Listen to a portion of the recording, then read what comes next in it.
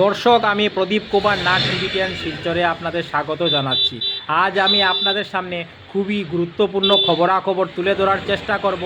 আজ আমি আপনাদের দেখানোর চেষ্টা করব আজ দুপুরবেলা 12টা থেকে 12:30টার মধ্যে শিলচরের আকাশে মিসাইল টেস্টের মতো কোনো জিনিস দেখা গিয়েছে। আমি সমস্ত খবরাখবর দেখানোর চেষ্টা করব। কোনো চ্যানেলে খবরাখবর করে নাই, তাই টিভিটিয়ান শিলচর ভাবলো এটি মানুষের উপকারের খবর, তাই আমি খবরাখবর করতে বাধ্য হয়েছি। আজ দুপুরবেলা 12টা থেকে 12:30টার মধ্যে শিলচরের আকাশে মিসাইলের মতো কোনো জিনিস ধোঁয়া ছেড়ে এগিয়ে যাচ্ছে দেখা যাচ্ছে।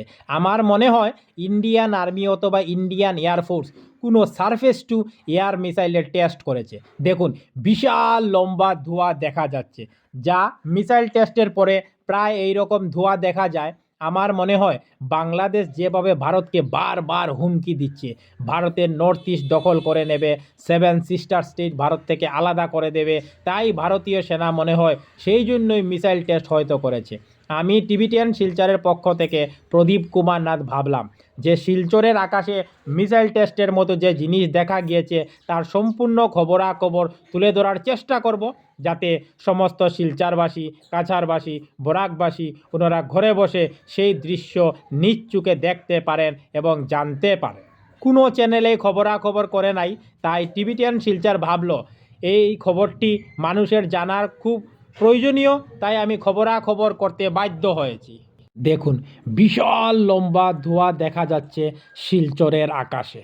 আমি সমস্ত খবরাখবর তুলে ধরার চেষ্টা করছি।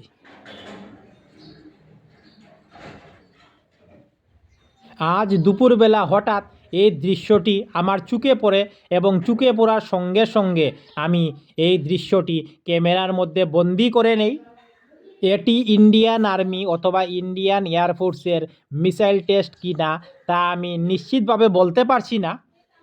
প্রায় মিসাইল টেস্টের পরে এই রকম ধোঁয়া দেখা যায়, আমি টেলিভিশনের মাধ্যমে প্রায়ই দেখতে পেয়েছি, তাই আমার মনে হয়েছে এটি কোনো মিসাইল হতে পারে।